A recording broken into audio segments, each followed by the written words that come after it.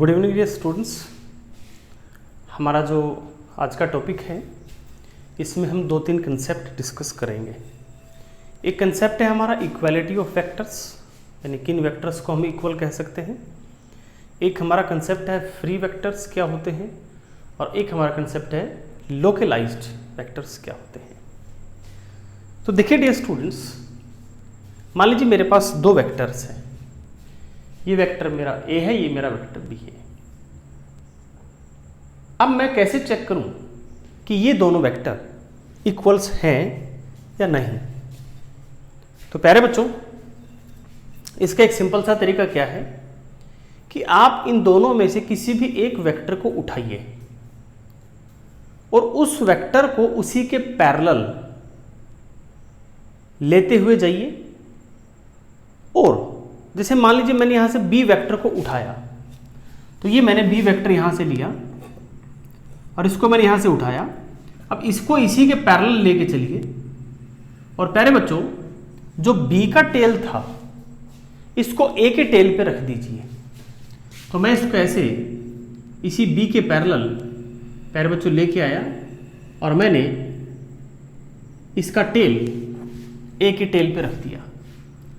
अब ध्यान से देखिए, जब मैंने बी का टेल ए के टेल पे रख दिया तो बी का हेड भी ए के हेड पे है। तो हम ये कह सकते हैं कि वेक्टर ए वेक्टर बी के इक्वल है। और इसको हम ऐसे लिखेंगे प्यारे बच्चों, ए वेक्टर इक्वल्स बी वेक्टर्स। इसकी इक्वालिटी के लिए आपको एरो ऊपर लगाना पड़ेगा, क्योंकि दो वेक्टर को आप इक्वल तभी कह सकते हैं जब दोनों का मैग्नीट्यूड भी सेम हो और प्यारे बच्चों डायरेक्शन भी सेम हो। लेकिन अब ये क्वेश्चन होता है कि क्या हर एक वेक्टर की इक्वालिटी हम इसी तरीके से चेक कर सकते हैं? तो आंसर इज नो। हम हर एक वेक्टर को इस तरह से इक्वालिटी चेक नहीं कर सकते। रीजन क्या है प्यारे बच्चों? रीजन ये है कि जैसे मैंने वेक्टर बी को इसी के पैरेलल और ए के ऊपर लाके रख दिया, ये प्रॉपर्टी कुछ एक वेक्टर्स में ही है, और जिन वेक्टर्स में प्रॉपर्टी है उन्हें हम कहते हैं प्यारे बच्चों फ्री वेक्टर्स। यानी हम ये कह सकते हैं कि vector B is a free vector, vector A is also a free vector. प्यारे बच्चों, कुछ वेक्टर्स ऐसे होते हैं जिनको डिफाइन करने के लिए आपको मैग्नीट्यूड भी चाहिए, डायरेक्शन भी चाहिए, और उसके साथ साथ उसका लाइन ऑफ ऑपरेशन या लाइन ऑफ एक्शन भी चाहिए। यानी एक वेक्टर को डिफाइन करने के लिए you need three quantities, magnitude, direction, या थ्री इंफॉर्मेशन कह सकते हैं। Quantity three information, magnitude, direction and its location. Location कह दीजिए या लाइन ऑफ ऑपरेशन या लाइन ऑफ एक्शन कह दीजिए।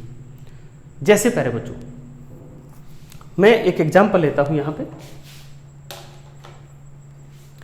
हम एक बॉक्स ले लेते हैं। ये एक कोई सरफेस है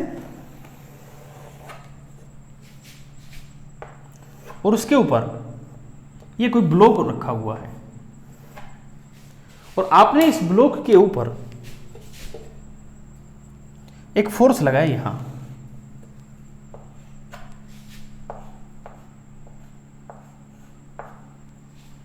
अब प्यारे बच्चों, जब आप इस पे फोर्स लगाएंगे तो ब्लॉक आगे सरकेगा। अब अगर यही फोर्स आप यहां लगाने की बजाय और आप इसका इसी के पैरेलल लेके जाएं और यहां लगाएं,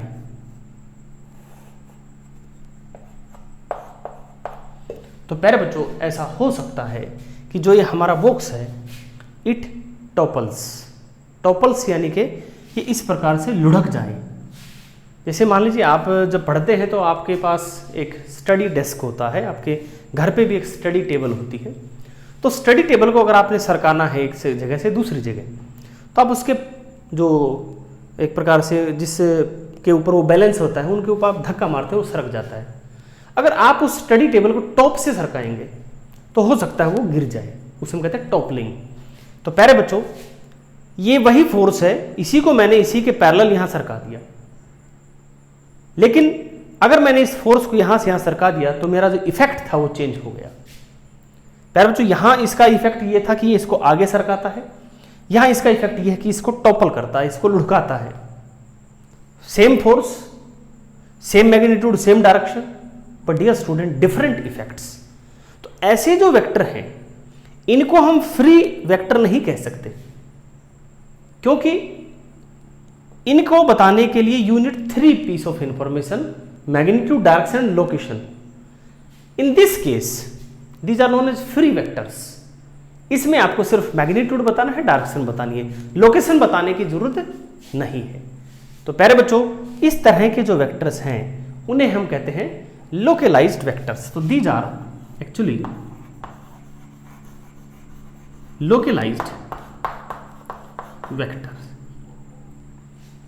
यहां एक और बात देखो बच्चों, वेक्टर ए और वेक्टर बी इसी प्लेन में है, इस बोर्ड के प्लेन पर है।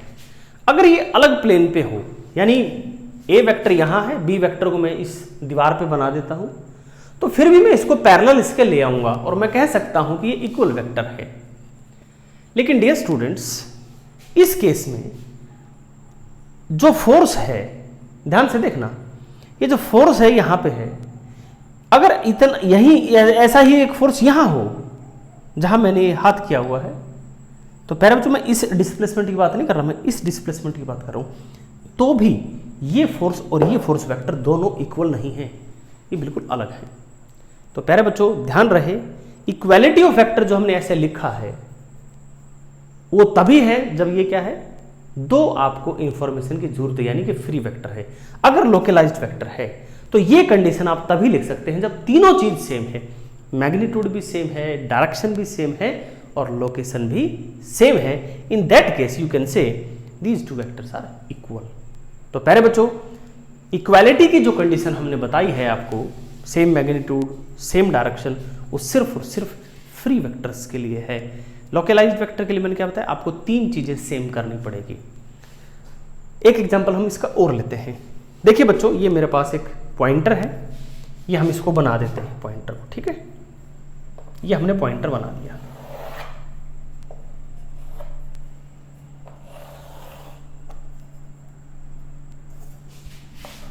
ठीक है, अब हम इस पॉइंटर पे 2 फोर्स लगाते हैं। मेरे इस हाथ ने फोर्स लगाई यूं, इस हाथ ने फोर्स लगाई यूं, तो ये इट विल रोटेट, ये घूमेगा। तो ये हमने इसमें 2 फोर्स दिखा दी, इसको मैंने कहा फोर्स F और ये हो गया माइनस का F। अब प्यारे बच्चों अगर मैं ये दोनों फोर्स यहां लगा दूं, यहां F और यहां माइनस F, तो प्यारे बच्चों देखो यहां लगा रहा था तो ये घूम रहा है। अगर मैंने दोनों फोर्स यहां लगाए तो ये घूमेगा नहीं। इसका अर्थ क्या हुआ, यहां जो फोर्स F है और यहां जो फोर्स F है, these two forces, these two vectors are not equal। जबकि मैग्नीट्यूड भी सेम है, डायरेक्शन भी सेम है, बट क्या डिफरेंट है प्यारे बच्चों, लोकेशन डिफरेंट है। इसीलिए इन वेक्टर्स को बोलते हैं क्या, लोकलाइज्ड वेक्टर्स। तो लोकलाइज्ड वेक्टर के लिए you have to verify 3 conditions and for free vector you need just to verify 2 conditions. चलिएगा अब प्यारे बच्चों जैसे ए प्राइम और बी प्राइम 2 वेक्टर हैं, तो अगर आप इन दोनों वेक्टर्स को ध्यान से देखेंगे तो इनकी लेंथ सेम है लेकिन डायरेक्शन अलग है, तो हम कहेंगे कि ये दोनों वेक्टर सेम नहीं है। लेकिन हालांकि इनका लेंथ सेम है तो हम ये लिख सकते हैं प्यारे बच्चों कि वेक्टर ए का magnitude is vector B magnitude, and in this case प्यारे बच्चों हम नहीं कह सकते F is not equal to F, बल्कि इसको अब F कहना भी गलत है। अगर मैंने इसको F कहा है तो प्यारे बच्चों इसका नाम कुछ और होगा, क्योंकि इक्वल नहीं है। तो मैंने सपोज इसको कह दिया F प्राइम, जबकि magnitude is same, direction is same, but location is different. इस लोकेशन से ही ये वर्ड है क्या, लोकलाइज्ड। और इसमें प्यारे बच्चों खाली इसका ही नहीं, प्लेन का भी ध्यान करना है कि प्लेन से बाहर तो नहीं है। तो प्यारे बच्चों ये था हमारा localised, free vectors and equality vector. Thanks for watching the video, और अच्छे से नोट्स बनाइएगा प्यारे बच्चों इसकी कॉपी में।